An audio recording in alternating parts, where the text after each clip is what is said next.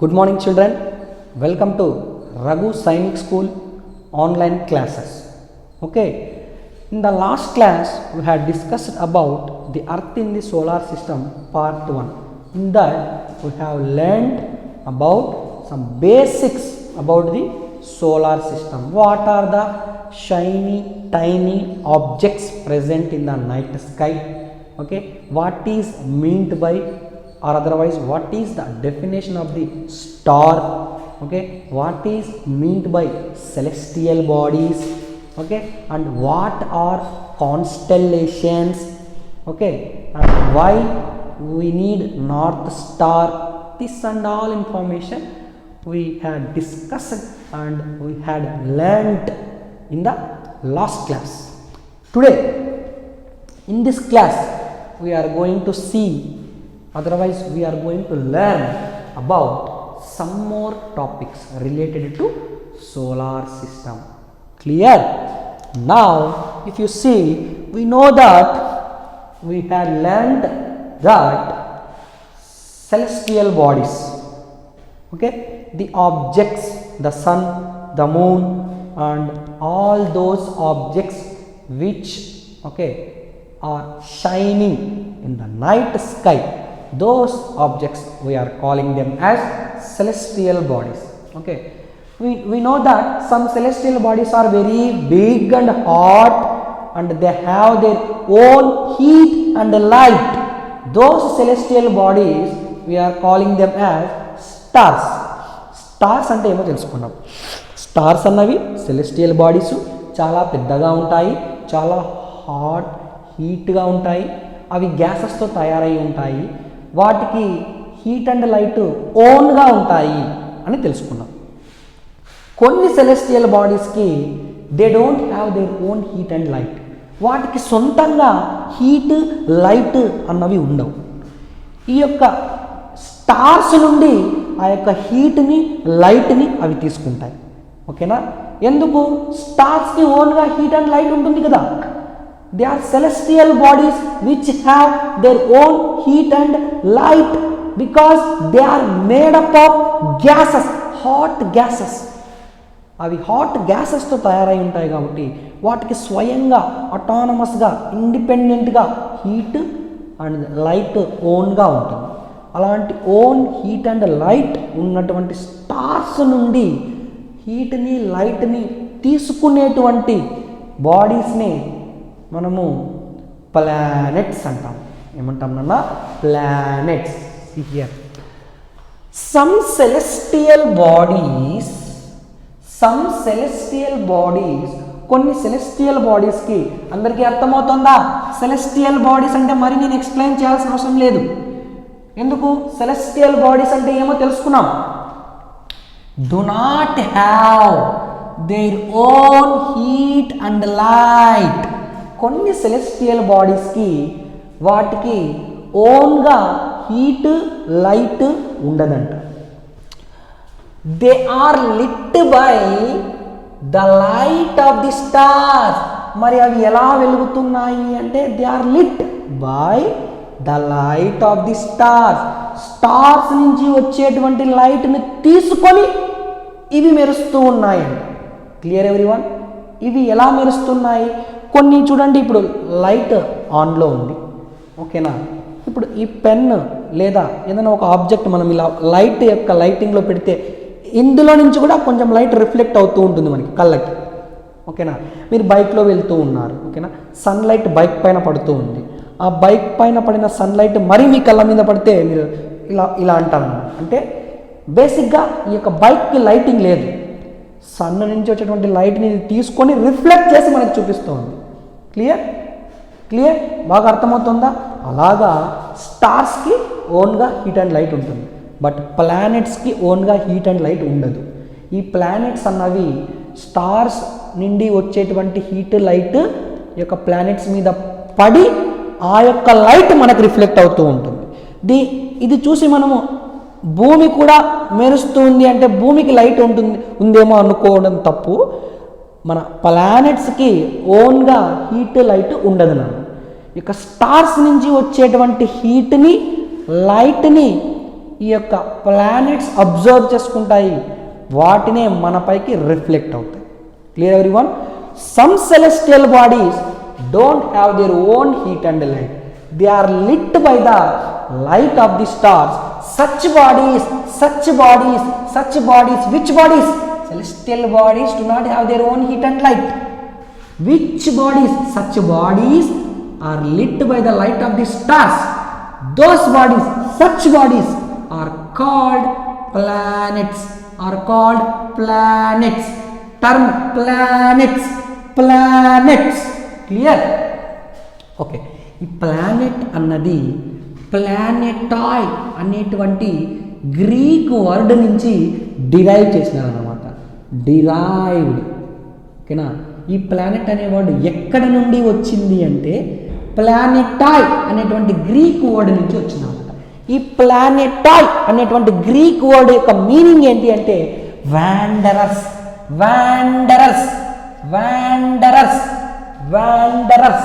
Wanderers అంటే ఏంటి నన్న మీనింగ్? తిరుగుతూ ఉండే వాళ్ళని వాండరర్స్ అంటారు. ఓకేనా? తిరుగుతూ ఉన్నటువంటి వాటిని వాండరర్స్ అంటాం.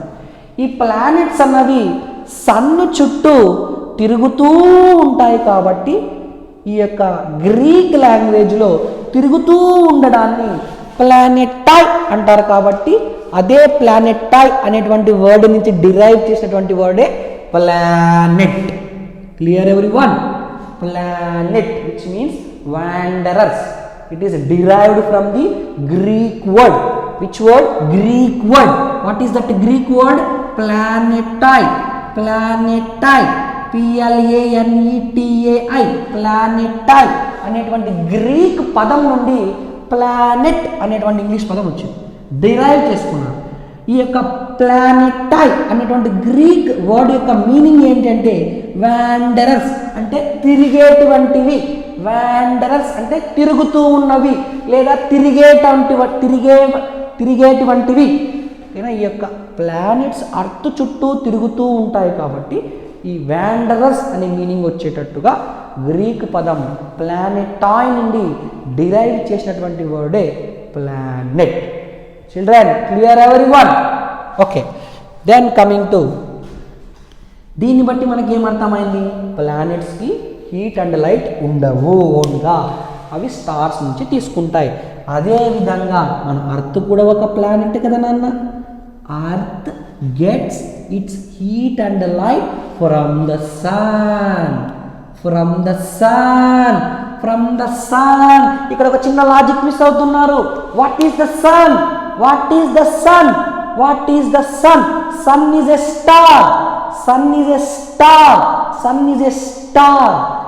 is a star.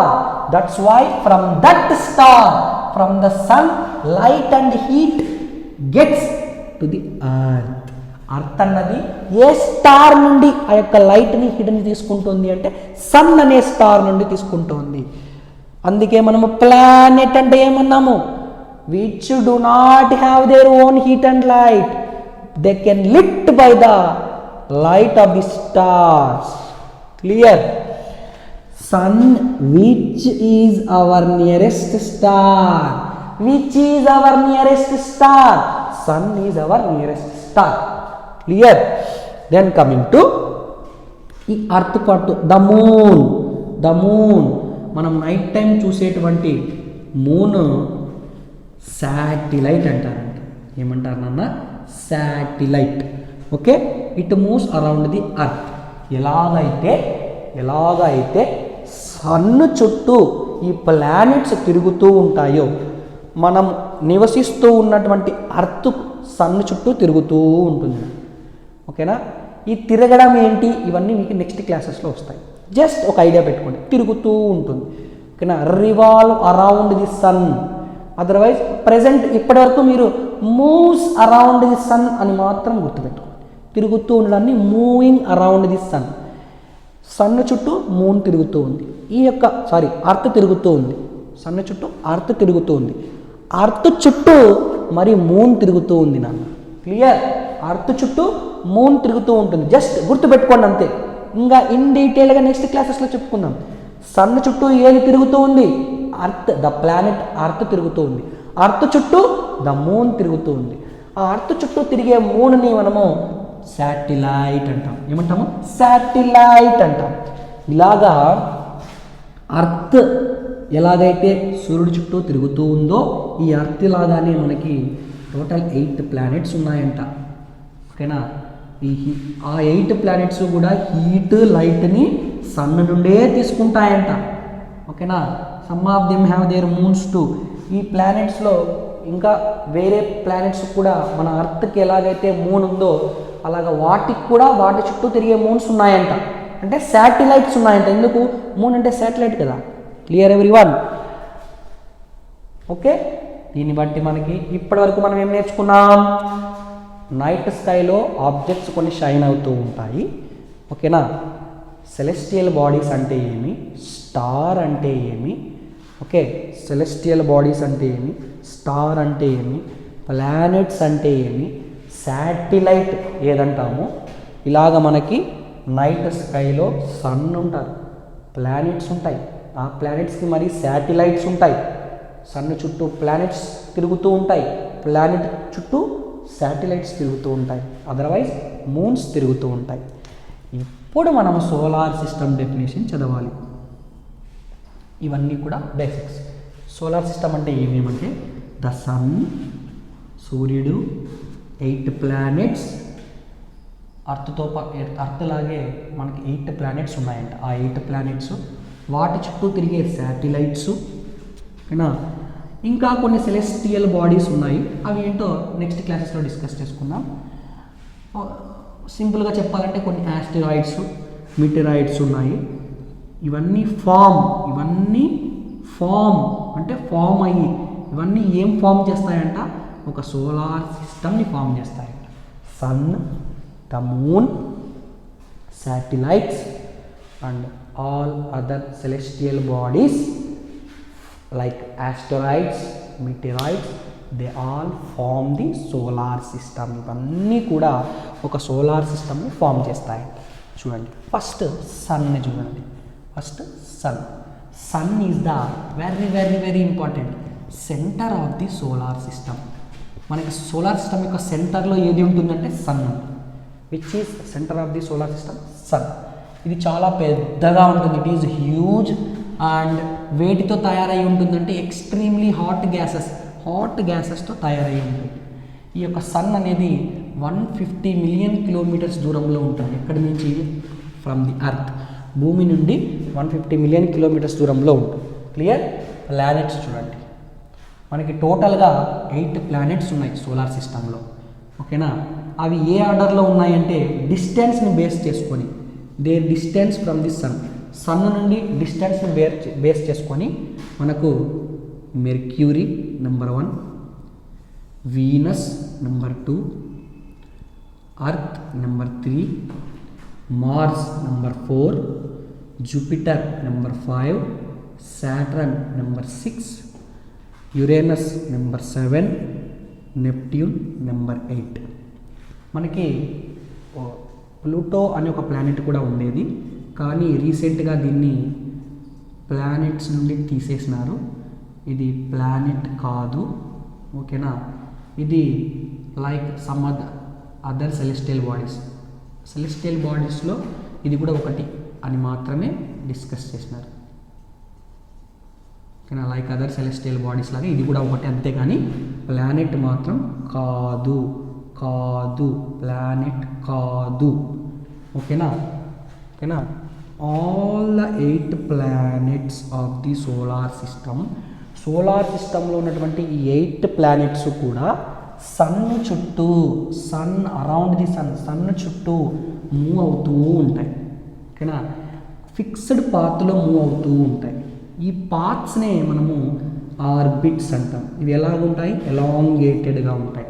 మనం ఒక రబ్బర్ బాండ్, రౌండ్గా ఉన్న రబ్బర్ బ్యాండ్ని ఎలాంగేట్ చేస్తే ఎలాగైతే ఉంటాయి అలాగా ఎలాంగేట్ చేసిన షేప్లో అదే ఫిక్స్డ్ పాత్లో ఈ యొక్క ప్లానెట్స్ అన్నీ తిరుగుతూ ఉంటాయి.